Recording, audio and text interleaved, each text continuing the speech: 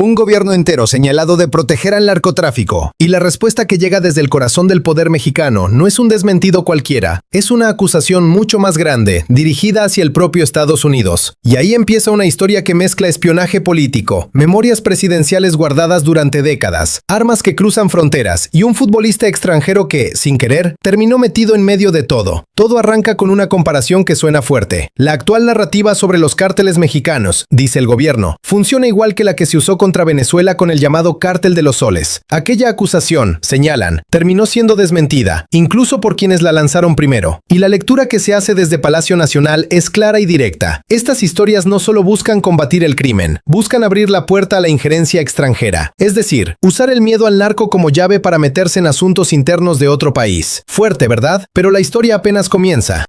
México sí mantiene un tratado de extradición con Estados Unidos, y cada caso, aseguran, se evalúa conforme a ese marco legal, sin automatismos ni presiones. Sin embargo, el gobierno insiste en una pregunta que muchos ciudadanos también se hacen todos los días. Si la droga sale de México, ¿por qué la conversación siempre termina ahí? ¿Quién la distribuye del otro lado de la frontera? ¿Quién la vende en las calles estadounidenses? ¿Dónde queda todo ese dinero? Ese río interminable de billetes que deja el narcotráfico. ¿Y quién lo lava sin que nadie lo detenga? Son preguntas incómodas, de esas que generan silencio cuando se hacen en voz alta. Y aquí llega uno de los datos más delicados de todo el relato. El propio director de la Agencia Antidrogas de Estados Unidos reconoció, hace poco, que existió corrupción dentro de su propia institución. Agentes de esa misma agencia, encargada de perseguir a los cárteles, terminaron vinculados con ellos. Así que la exigencia mexicana no suena descabellada. Si se limpia casa en México, que también se limpie casa allá.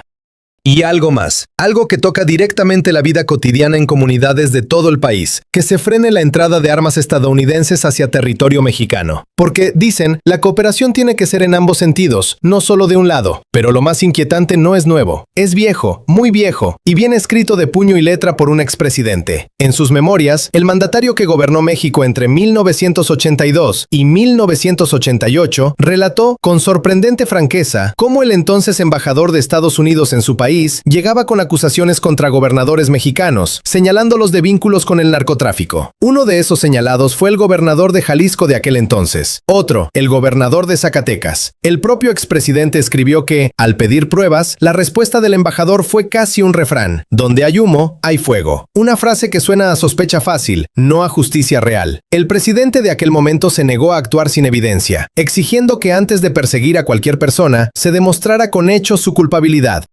Y no se quedó ahí. Pidió por escrito pruebas concretas a la embajada estadounidense. ¿Las recibió? La historia no lo aclara del todo, pero el mensaje quedó grabado en esas páginas para siempre. Y hay un detalle todavía más humano en ese relato de hace más de 3 décadas. Un primo del propio presidente fue señalado en la prensa como presunto vínculo con el narcotráfico. Imagínense la presión, el peso, la vergüenza pública que algo así puede generar sobre una familia entera, incluso siendo inocente. Porque, según reveló después el propio fiscal de aquellos años, tras meses y meses de investigación exhaustiva, no se encontró ni un solo indicio real de que ese familiar estuviera involucrado en el tráfico de drogas. Nada. Puro rumor que corrió como fuego, sin que nadie respondiera por el daño causado. Uno se pregunta sinceramente cuántas veces una acusación sin pruebas ha destruido reputaciones, familias enteras, solamente por conveniencia política. ¿Usted qué habría hecho en el lugar de aquel presidente? Exigiendo pruebas mientras el mundo entero parecía ya haber sentenciado a su familiar. Volviendo al presente, ese mismo patrón parece repetirse.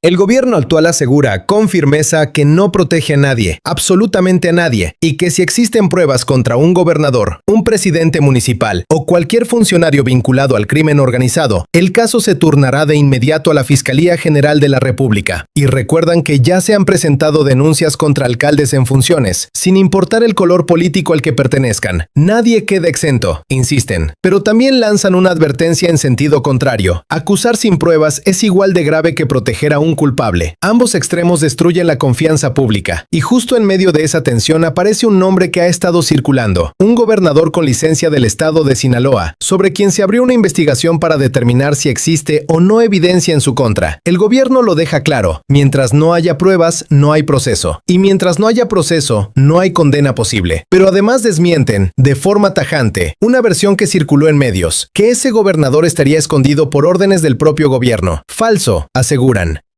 Está en su casa, viviendo con normalidad, y ni siquiera cuenta con protección federal. Una mentira más, dicen, entre tantas que buscan dañar la imagen del gobierno insinuando protección donde solo hay, según ellos, debido proceso. Ahora el capítulo de las armas, y aquí los números empiezan a doler de verdad. Antes de que terminara la administración anterior en Estados Unidos, el propio Departamento de Justicia estadounidense reconoció, en un informe oficial, que cerca del 75% de las armas incautadas en territorio mexicano provienen de Estados Unidos. 75 de cada 100 armas que matan, que aterrorizan comunidades enteras en México, cruzaron primero la frontera desde el país vecino. Y hay más. Gracias a un sistema de rastreo compartido con la autoridad estadounidense encargada de alcohol, tabaco y armas de fuego, México puede rastrear los números de serie de cada arma decomisada. Y el resultado, actualizado y verificado, es todavía más contundente. Aproximadamente el 70% de las armas aseguradas en México tiene su origen confirmado en territorio estadounidense.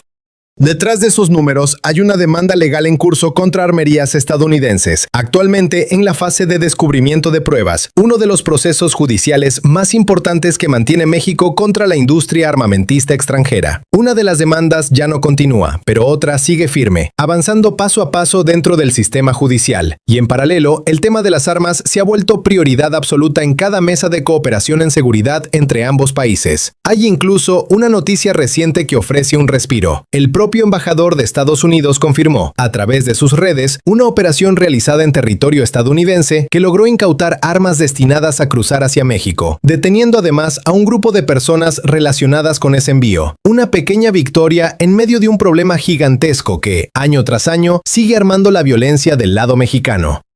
Y para entender que este patrón no es nuevo ni aislado, basta mirar hacia atrás en la historia. Casos como el escándalo Irán-Contra, donde se utilizaron estructuras del narcotráfico para mover armas de forma clandestina hacia conflictos que Estados Unidos no podía respaldar abiertamente, o el propio operativo conocido como Rápido y Furioso, ejecutado con autorización del gobierno mexicano, pero que terminó dejando armas estadounidenses en manos del crimen organizado. Historias distintas, décadas distintas, pero un mismo hilo conductor: armas, dinero y decisiones tomadas lejos de quienes después pagan las consecuencias en las calles. Y como si la tensión política no fuera suficiente, en medio de todo este debate surgió un episodio que tocó una fibra distinta, más emocional, más cercana a la gente común. Un comentarista deportivo de nacionalidad argentina lanzó expresiones consideradas ofensivas hacia la Selección Nacional de Fútbol de México. Cuando la controversia creció, intentó defenderse diciendo que sus comentarios no iban dirigidos al pueblo mexicano en general, sino únicamente al equipo de fútbol. Una aclaración que, lejos de calmar los ánimos, generó todavía más indignación.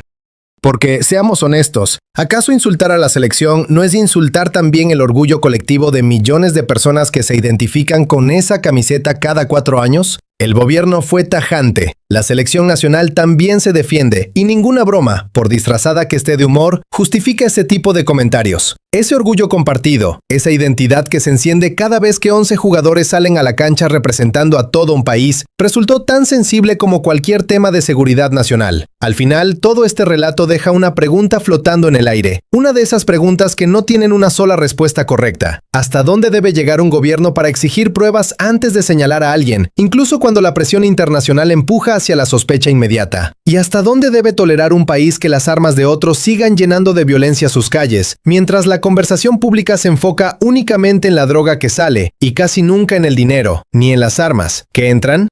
Con un 70% de las armas decomisadas en México llegando desde territorio estadounidense, y con memorias presidenciales de hace más de 3 décadas describiendo prácticamente el mismo guión de acusaciones sin pruebas, la historia deja claro que este conflicto entre soberanía, seguridad y presión extranjera no se resolvió ayer, no se resuelve hoy, y probablemente seguirá encendiendo la misma discusión durante mucho tiempo más.